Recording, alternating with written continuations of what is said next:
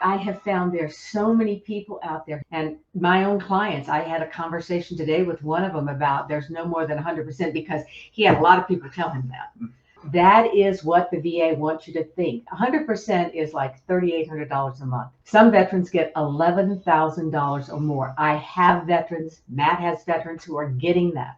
So it's not just this pie in the sky type thing. We both have veterans who are getting a lot more than the 3,800, in between 3,800 and 11,000. In fact, most of my veterans, that's my goal for them, to get $5,000, $6,000, $7,000 a month.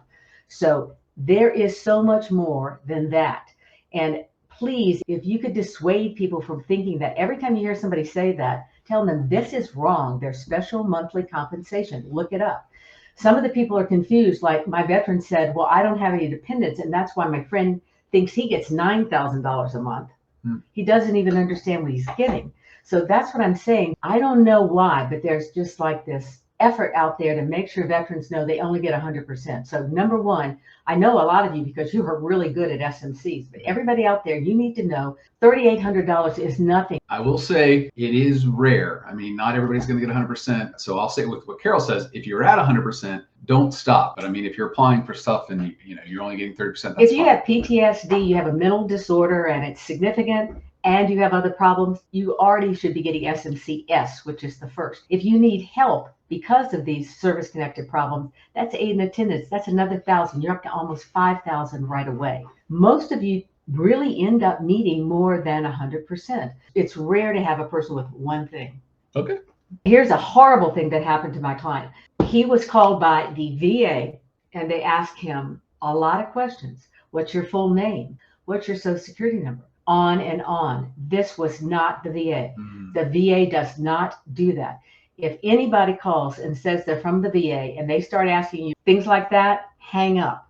Now, this person, I am so afraid, is now going to have somebody getting credit cards, loans, everything on his name. I told him he needs to get an Equifax or some kind of credit company that he can see if people are inquiring to get a credit card. But be aware the VA never does that. All right, the second is, and I've gone over this before, is C&P exams. This continues to be a terrible problem.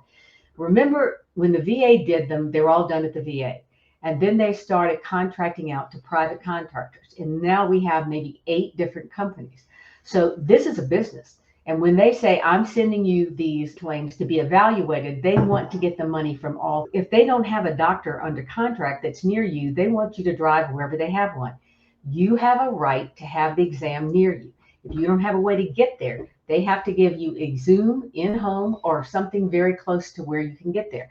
They are not going to tell you that. They're going to tell you that you're going to be denied for failure to cooperate. You need to tell them right up front, this is where I live. If you can't find somebody close to me, I'm going to hang up and call the VA and get them to refer my case to another company. And if the people say, I'll get back to you, and they don't within a day or two, call the VA right away. 800-827-1000. Ask to speak to the compensation and pension section and tell them, I am disabled. I have all these problems. These people want me to go 50 miles. I don't have a way to get there. I can't do that. I have asked them for closer, and now they're not responding to me. I want the record clear that I am ready, willing, and able to go, but I can't go this far.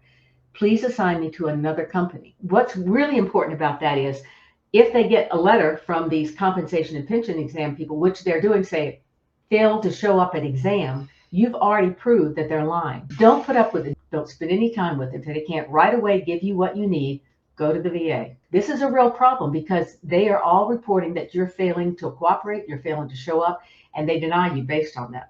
So even if you get denied, you now have this, and you file a duty to assist appeal saying, this is what happened. Please send me to another contractor who can have an exam near me. So before you get denied, do that. It's stuff you really need to do. Damn good Carol's Corner right there. Whew, that was some good info. She didn't even yell. She was serious, but there was no finger pointing or yelling or anything. Yeah. But those were good.